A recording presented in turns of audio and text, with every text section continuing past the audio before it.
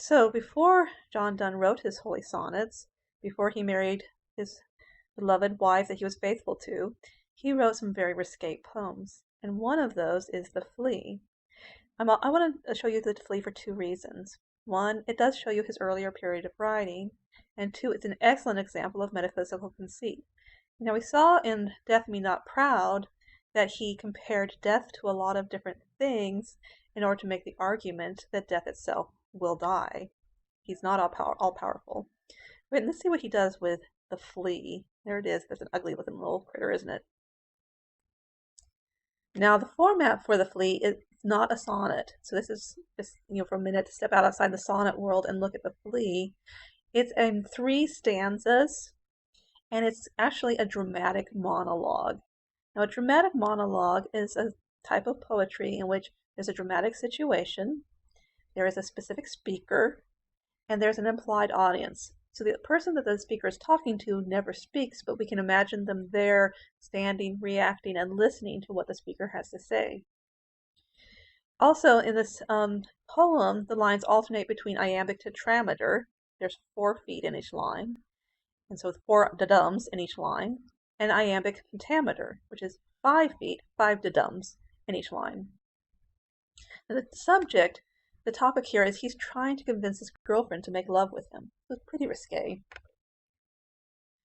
Now, this is the first stanza. Remember, there's 3 of them.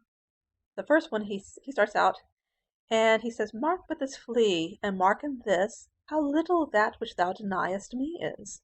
It sucked me first, and now sucks thee, and in this flea our 2 bloods mingled be. Thou knowest that this cannot be said, sin, nor shame, nor loss of maidenhead, yet this enjoys before it woo, and pampered swells with 1 blood made of 2, and this, alas, is more than we would do." So this is pretty sexually charged here. And at this time, the belief was that people, when they had sex, they actually exchanged each other's blood. So he's saying that with the flea biting her and then biting him, their bloods are mingled already inside that flea. So it's just as if they had made love. When they talk about the loss of maidenhead, he's talking about the loss of virginity in a woman. So he says, look how innocent it is. I mean, there's been no sin, no shame, nor loss of maidenhead. You haven't lost your virginity, and yet it's like we've already made love.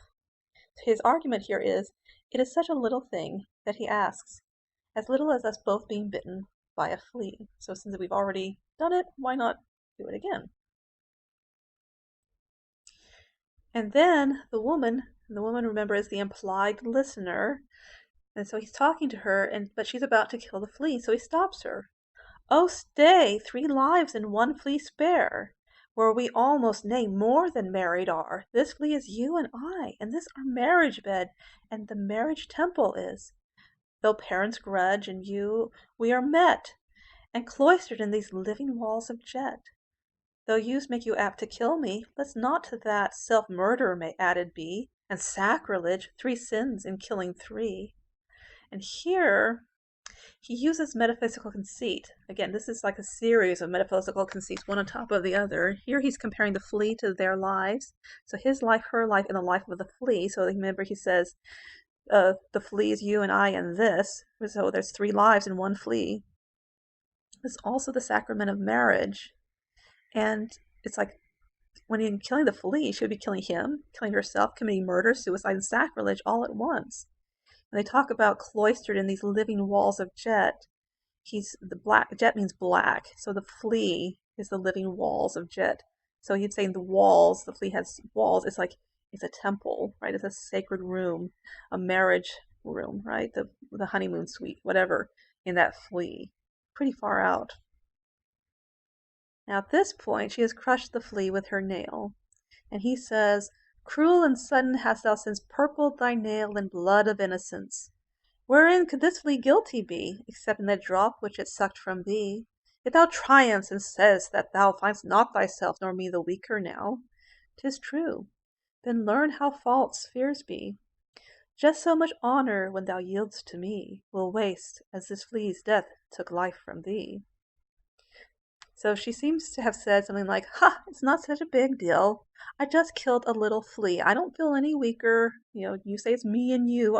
Yeah, I don't feel affected. It hasn't touched me." And he turns it back to his argument.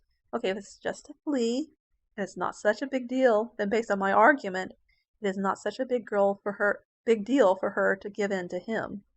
It's another use of the metaphysical conceit.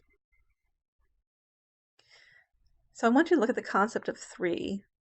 The three stanzas in this poem are mimetic. That means they're an actual representation of something, and they are mimetic of the three subjects, the man, the woman, and the flea, and of the three arguments he makes to persuade the woman.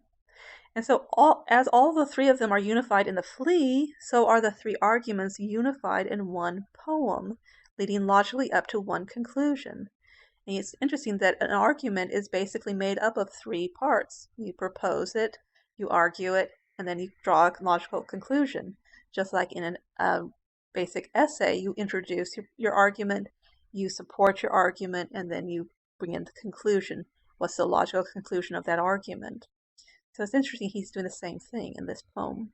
It's a pretty amazing poet. Even though this poem may be a little risque, it still is pretty amazing.